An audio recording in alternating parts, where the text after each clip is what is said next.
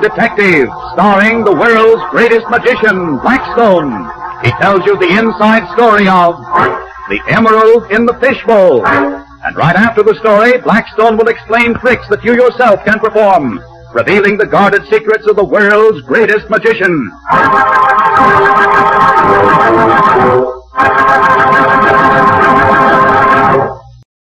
Now stand by for Blackstone, the Magic Detective.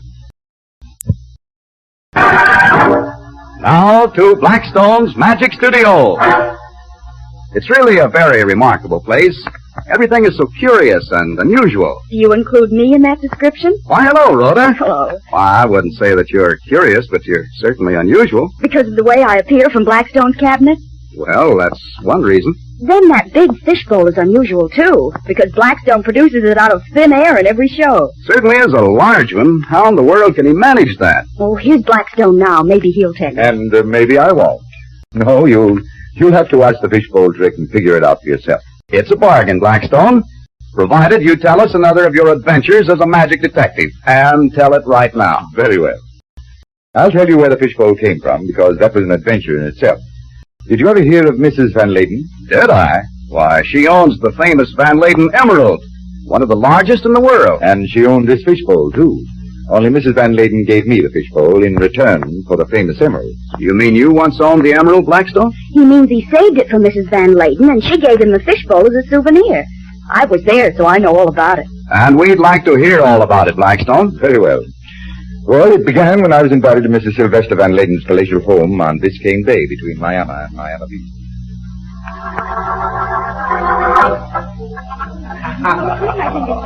Mr. Blackstone, it's such a pleasure to have you with us. Thank you. Miss Brent. Thank you. I've been all aflutter, Mr. Blackstone, waiting for you to arrive. Oh. Something very unexpected has occurred, something very serious. I must have your advice. I shall be glad to give it, Mrs. Van Layden. It's about the famous emerald. You know, the magnificent gem that was a gift for my poor, lamented husband. I've heard about that celebrated emerald. Efforts have been made to steal it. Fortunately, my trusted servants frustrated the attempt. Do you know who tried to steal it? One of the house guests, but which we do not know. Of course, I could not accuse all of them. No, of course not. Nor have I had the opportunity to place the emerald in safe deposit. I was afraid to wear it and afraid to leave it in my room. I can quite understand. So I struck upon a most ingenious expedient that I know will charm you. Come with me to the music room. Certainly.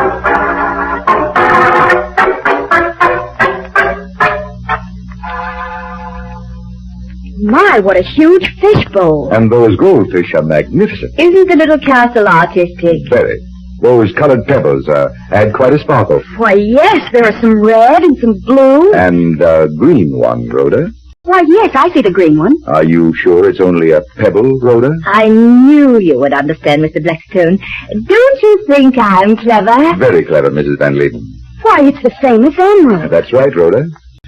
Tell me, Mrs. Van Layden, was this all your own plan? Well, not entirely. I spoke about it to Topton. He's my butler, you know. You can trust Topton? Oh, absolutely. Why, he is the man who nearly caught the thief. Oh, I see. So you told Topton you were putting the emerald here in the fishbowl? Well, you see, I asked where I should put the emerald, and he said in the fishbowl. When I said that anyone might see it there, Topton said, well, all the better. I see. Mrs. Van Layden, I think you set a very, very clever trap. Thank you. But how is this a trap? It's very simple, Rhoda. If anyone reaches into the fishbowl, he'll get his hand wet, proving that he was after the emerald. Exactly what Topton said. Now, you said you suspected one of your guests. Yes, his name is Monte Pelroy. Mm-hmm. He's lost a great deal of money gambling, I understand. Enough to risk stealing your emerald? I am afraid, yes. I have heard that Monte knows a great many doubtful people, but I learned it after I invited him here. Now, if I introduced you to Monte... I think it would be better to introduce Rhoda to him, and don't tell Monty that she works with Blackstone, magician.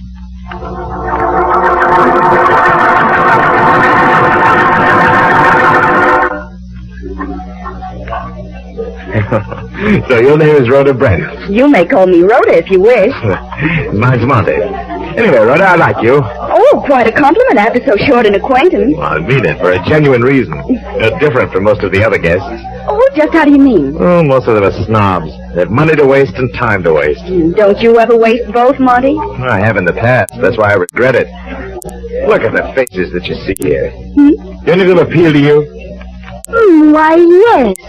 For instance, there's a very distinguished-looking gentleman talking to Mrs. Van Layden now. Oh, that's Blackstone the magician. He's a special guest this evening. Oh. And I think I know why. You do? Yes. Mrs. Van Layden wants him to protect her precious emerald. Somebody tried to steal it. Why, how terrible. And in my opinion, it was an inside job. Look over in that corner, Rhoda, near the fishbowl. Yes. You see that dapper man? Mm-hmm. Now, who is he? The butler. His name is Topton. He's watching that fishbowl. Do you know why? I couldn't guess. Because Mrs. Van Layden put her emerald in it, right among the pebbles, so as to fool people. I saw her do it. And does Topton know? I think so. I have a debt to square with that chap. What kind of a debt? A gambling debt. I lost money playing cards with some friends of Mrs. Van Layden. Only they weren't. Weren't what? Weren't her friends.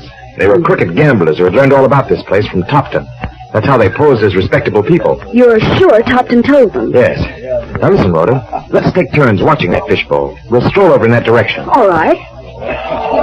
The lights! Somebody turned them off! Mr. Blackstone, the emerald! What happened? Oh, Keep out of the fishbowl, Topton! where are you, Topton? Over here in the corner, madam. Hands off, Topton! Oh, so it's you, you thief. I'll handle this. Find that light switch, Rhoda. Here's the light switch. Ah!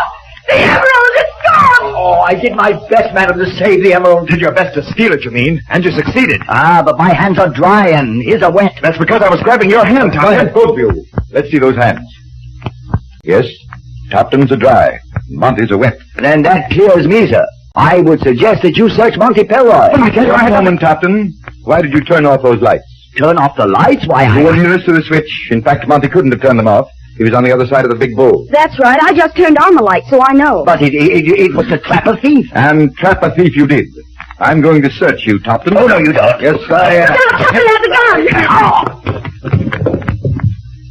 I have the gun now, Rhoda. And there's the emerald. In Topton's vest pocket. There's the thief, Mrs. Van Layden. Your own butler, Topton.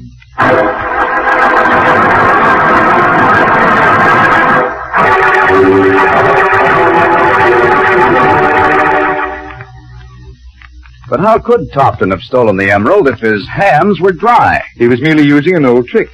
A trick to keep his hands dry? That's right. And Topton trapped Monty into grabbing for him so Monty's hands would get wet. It made Monty look so dumb that I knew he couldn't be the thief. Well, maybe I'm dumb, too, but this dry hand business has me baffled. Well, look there on the dressing table. Do you see that can of powder? You mean this one? That says, stearate of zinc? That's the one. Shake some of the powder on your hand. All right. There you are. Now rub the powder into your hand thoroughly, front and back. All right. Well, that's done. What next? Dip your hand into that big fishbowl and stir the water around. Now bring out your hand and look at it. Why, it's dry. And so was Topton's hand. Up in his room, we found a can of stearate of zinc. Still dry. Say, that's a good trick, Blackstone. And here is a little mystery that rivals the dry hand trick. We can all do it. All our listeners, right now. I need a saucer and a drinking glass. Any water in the drinking glass? Well, make it about a quarter full. All right, I'll bring him. And now I must borrow something else. A nickel. Do you always begin these tricks with borrowing a nickel? Why, no, but suppose this time we make it a quarter. Oh, you win. Here's a quarter before you make it a $50. What do I do next? Well, there's the saucer. Drop the coin in the saucer. There you go. Now, Rhoda, pour the water from that glass into the saucer. All right. And now? Well, there you are. Pick up that quarter without getting your fingers wet. But you That's right. I said no stearate of zinc. We won't use any. In fact, anybody can pick up the coin without getting his fingers wet. You mean anybody that knows the trick? Yes, and since Rhoda doesn't know it, we'll give her a few moments to try it.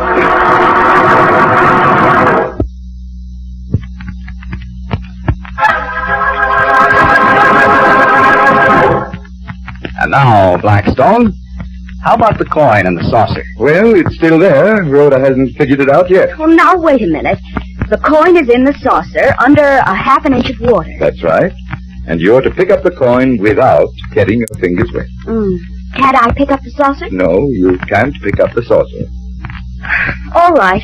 Then I give up. And so do I. Let's see you do it, Blackstone. Unless it's impossible. No, it's very possible and very easy. Just take a little piece of paper and hold it over the empty glass. Over the empty glass? That's right. Now, strike a match. Apply it to the paper. Now, drop the paper right into the empty glass. There. That's easy. Now, as soon as the paper is burning well, pick up the glass and set it upside down in the saucer of water right beside the coin. All right. There you are. Oh! You saw what happened. Well, I'll say I did. Why, the glass sucked up all the water from the saucer. And there's the coin lying high and dry. Pick it up, Rhoda, without getting your fingers wet. I hope you all enjoyed that trick. And now, until next time, this is Blackstone saying good magic and goodbye.